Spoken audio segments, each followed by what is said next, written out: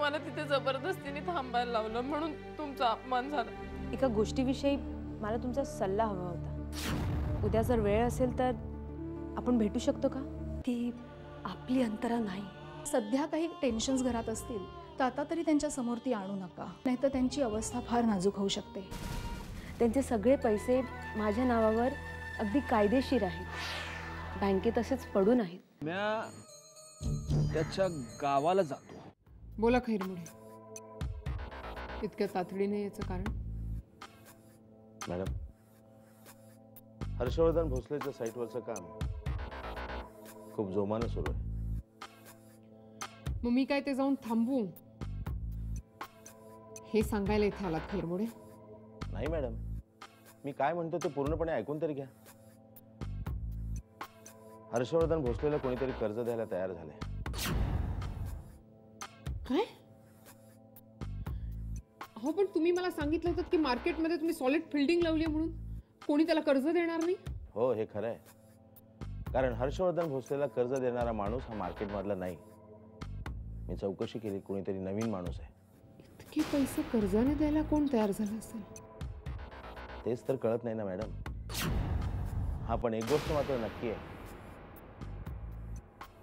हर्षवर्धन भोसलेला कर्ज देणारा माणूस हा एकतर या धंद्यात नवीन आहे किंवा पैसे कुठे गुंतवावेत याची त्याला अक्कल नसणार. कारण हर्षवर्धन भोसले सारख्या माणसाच्या नावावर एवढा मोठा जुगार खेळणारा म्हणजे मला वाटतं मॅडम, हर्षवर्धन भोसलेनं त्याला आपल्या जाळ्यात फासला असणार आणि त्याच्याकडून हे कर्ज मिळवलेलं असणार. शक्यता नाकारता येत नाही. खैरमुडे, कर्ज देणारी व्यक्ती जी कुणी पण आहे त्याचा ताबडतोब तपास लावा. जर या कर्जाच्या मदतीने हर्षवर्धनने काम पूर्ण करून दाखवलं ना, तर आपला प्लॅन, आपली सगळी स्वप्न, सगळं मातीत मिळेल आणि कुठल्याही परिस्थितीत हे होता कामा नये. होय मॅडम, मी त्या माणसाचा शोध घेतो आणि तुम्हाला लवकरच मी कळवतो त्याबद्दल. येऊ मी?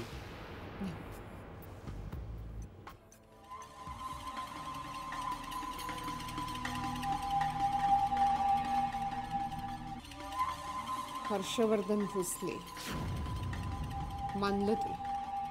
प्रत्येक वेळी जेव्हा तू गोत्यात येतोस ना, तेव्हा काही ना काहीतरी मार्ग स्वतः शोधून काढतोस. तुला हरवणं इतकं सोपं नाही आणि म्हणूनच तुला टक्कर द्यायला आवडतं मला. लोक आपली मैत्री एन्जॉय करतात, पण मी तुझ्याशी असलेली दुश्मनी एन्जॉय करते. पण तरीही काहीही झालं तरी काहीही जिंकणार मीच.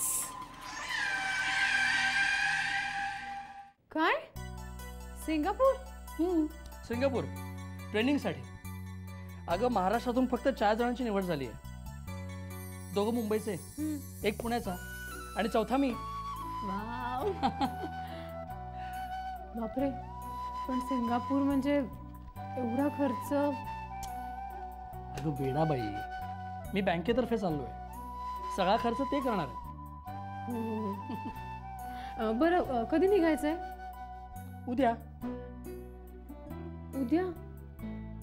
हो, उद्या म्हणजे उद्या सकाळी मुंबईला फ्लाईटने आणि मग रात्रीची फ्लाईट सिंगापूरला. किती दिवस असणार तिकडे? 1 आठवडा. बापरे, 1 आठवडा? हो. का ग? नाही म्हणजे तुम्ही तिकडे असणार 1 आठवडा, मी एकटी काय करू इकडे? संयोगिता, अगं मी तिकडे काय फिरायला किंवा मजा करायला चाललोय का? मी चाललो ट्रेनिंगसाठी. हां, आता तू म्हणत असशील तर नाही जात मी. नाही नाही, तसं नाही, जा तुम्ही. संगीता, मी जातोय हे तुला फारसं आवडलेलं नाही का? शी, असं का वाटतंय तुम्हाला? तुझा चेहरा सांगतोय सगळं. मी सिंगापूरला जातोय याचा तुला फारसा आनंद झालेला नाही.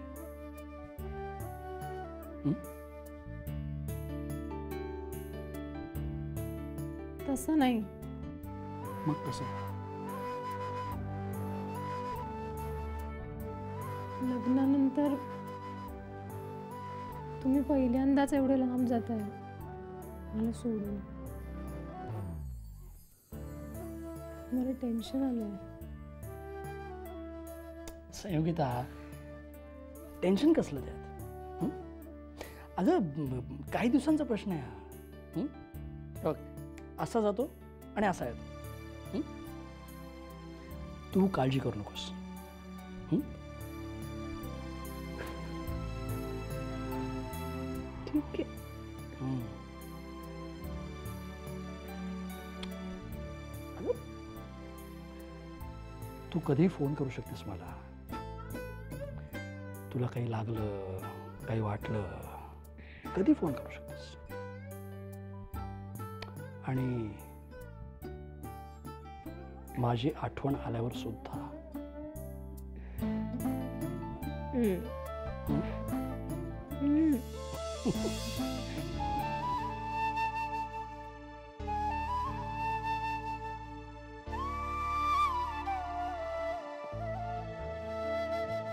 काका, कसला विचार करताय?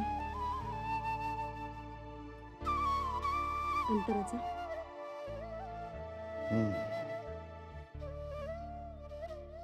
नेहा, ती मुलगी अंतरा नाही आहे, पण दिसते मात्र हुबेहूब अंतरासारखीच. नियती हा ऊन सावलीचा खेळ माझ्याशी का खेळते कुणास ठाऊक. अंतराच्या आठवणींच्या रणणत्या उन्हात जळत होतो आपण, आणि अचानक अंगावर थंडगार सावली पडावी तशी मुलगी समोर उभी ठाकली, आणि नंतर कळलं की ती अंतरा नाहीच. आणि मग पुन्हा उन्हाचे चटके बसायला सुरुवात झाली. नशीब मला का अशा हुलकावण्या देते कुणास ठाऊक. काका, ती मुलगी अंतरा नसली तरी दिसायला मात्र अंतरासारखीच आहे ना.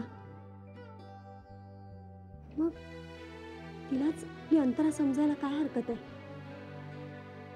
म्हणजे समजलो नाही मी. म्हणजे आजवर अंतरा नसताना पण तिचा फोटो बघून समाधान मानत होतो, आणि आज तर तिचं जिवंत प्रतिबिंब आपल्या समोर आहे. काका, तिलाच आपली अंतरा मानली तर? अगं पण कसं शक्य आहे ते? ती स्वतः म्हणते की ती अंतरा नाही आहे, मग आपल्यासाठी ती स्वतःला अंतरा मानेल? तुम्ही म्हणत असाल ना, तर मी मुंबईच्या पोलीस स्टेशनमधून तिचा नंबर देते तुम्हाला. तुम्ही एकदा बोला तिच्याशी, आणि मला खात्री आहे काका, ती आपल्याला निराश नाही करणार.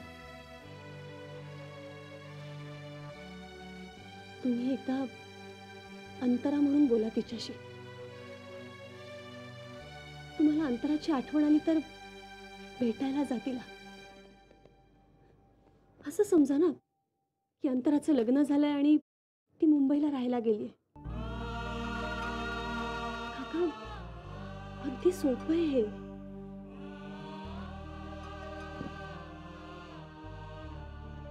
नेहा, तू समजतेस तेवढं ते सोपं नाहीये. प्रतिबिंब हे शेवटी प्रतिबिंबच असतं. तो एक भास असतो.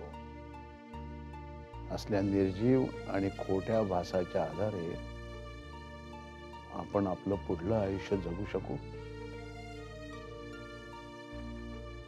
कोणाच ठाऊक.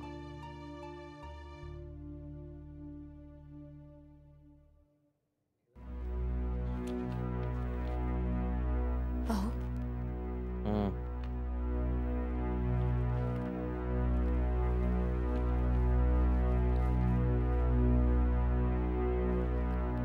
तुम्ही माईना भेटलात का? का? त्यांची तब्येत बिघडली आहे. काय झालं? बीपी वाढलाय. अचानक? म्हणजे तुमच्यात आणि हर्षदाच्यात जे भांडण झालंय ना त्याचं त्यांनी खूप टेन्शन घेतलंय. खूप हळव्या झाल्यात त्या. हे सगळं त्या हर्षदामुळे होतंय, कळलं? पण मी काय म्हणते, जे झालं ते झालं. तुम्ही तुम्ही मोठ्या मनाने तुमच्यातलं भांडण मिटवून टाका ना. म्हणजे काय करू? तिचे पाय धरू जाऊन? हो असं नाही म्हणते मी. तुम्ही प्रेमाने समजावा. प्रेमाने? तिला माज आहे, तिला माज. स्वतः शेलार असल्याचा माज आहे, माज.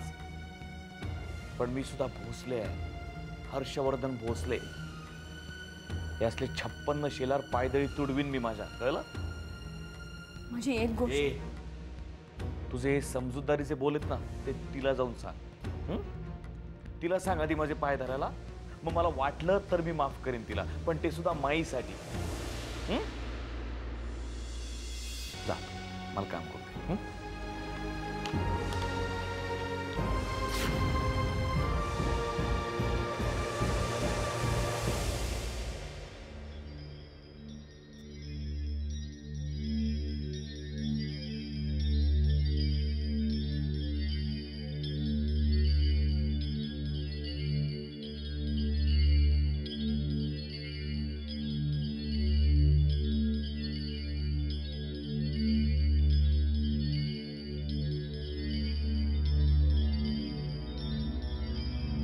बोलायचं नाही असं ठरवलंस का? मी असं म्हटलं का? काय निर्णय घेतलास? कशाबद्दल? तुला माहितीये मी कशाबद्दल विचारतो ते? मी अंतर्ज्ञानी नाही आहे आधी. तुझ्या नोकरीबद्दल. फायनल इंटरव्ह्यू झालाय का? निर्णय ते घेते, मी नाही. तुझा इंटरव्ह्यू पास झाल्यानंतर विचार, नोकरी करणार आहेस की नाही? माहित नाही. म्हणजे मी तुझा नकार. मी नाही म्हटलं नाही आधी, मी म्हटलं माहित नाही. आणि स्पष्टच सांगायचं ना आधी, तर फक्त तुझे दादा म्हणतात म्हणून मी माझ्या हातातली संधी सोडणार नाही.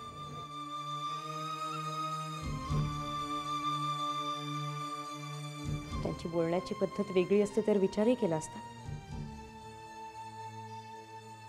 पण आता नाही. कारण माझ्या आयुष्याच्या बाबतीत कुठलाही निर्णय घेण्याचा अधिकार त्यांना नाही.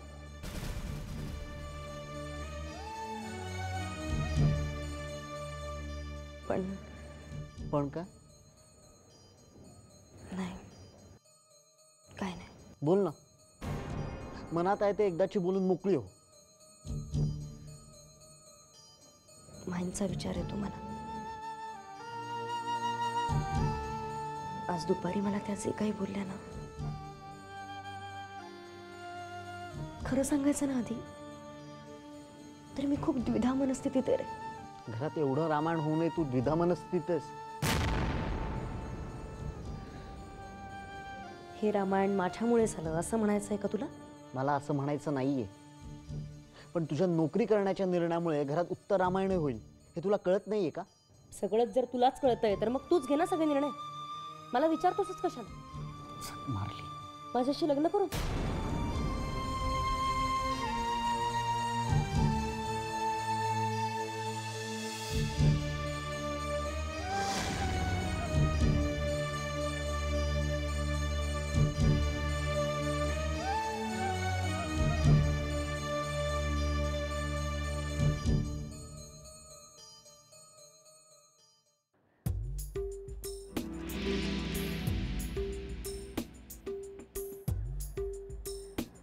नीट बघा. ओळखता का पोरीला? तुम्ही कोण? म्या कोण ते मी नंतर सांगेनच तुम्हाला. आधी मला सांगा, या पोळीला ओळखता का तुम्ही? आठवत नाही पा. मला असं कळून राहिलं की या गावात एकमेव भटजी आहे म्हणा तुम्ही. अहो असेल की, पण त्याचं इथे काय? म्हणजे या गावामध्ये जी काही लग्न बिग्न लागतात ती तुम्हीच लावत असणार नाही का? वर्षाला 100 लग्ने लावतो मी. आता कोणाकोणाचा म्हणून चेहरा आम्ही लक्षात ठेवायचा सांगा बरं. हा, ते बी बरोबर आहे, ते बी पॉइंट आहे. पण मग मला सांगा, नरू तांडेलाचा चेहरा आठवतो का? नरू? हा कोणाला नरू? नाही आठवत? मग आता आठवतो का? नरू नरू नरू नरू. बोला, कोण नरू? काय आठवला? नरू त्याचीच बायको. त्यांचं लग्न मीच लावलं होतं काही दिवसापूर्वी. काही दिवसापूर्वी? काही दिवसापूर्वी म्हणजे कधी? म्हणजे 3 वर्षापूर्वी बघा. ये फुकण्या खोटं बोलत असतील ना, तर ज्या आगीला साक्ष ठेवून लग्न लावतोस ना लोकांची, त्या आगीत घालून फुकन तुला. खरंच मला माहित नाही हो. मी शपथ घेऊन सांगतो, गावातल्या कोणालाही विचारा. मला सोडा, मला खरंच माहित नाहीये. हा चेहरा लक्षात ठेवायचा. जर का खोटं बोलत असशील तर गाठ आपले केस सांगून ठेवतो. चल चल.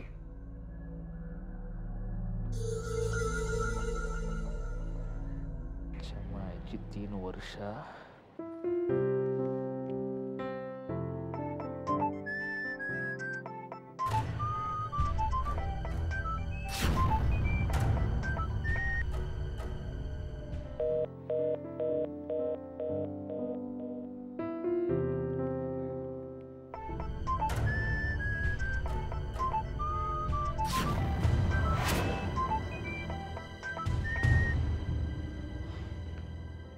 हॅलो. हॅलो, बिझी आहात का? नाही, एका महत्त्वाच्या मीटिंगमध्ये होतो म्हणून कट केला फोन. सॉरी. आता बोला. मी बाहेर येऊन बोलतोय तुमच्याशी. I am so sorry. I think मी तुम्हाला डिस्टर्ब केलं. अरे नाही नाही नाही मॅडम, मला माहिती आहे तुमचं काहीतरी महत्त्वाचं काम असणार म्हणूनच तुम्ही फोन केला असेल. आणि असे महत्त्वाचे फोन मी कधीच सोडत नाही. बोला, काय काम आहे? म्हणजे तुम्ही ते पैसे इन्व्हेस्ट करण्याबाबत बोलला होता मला.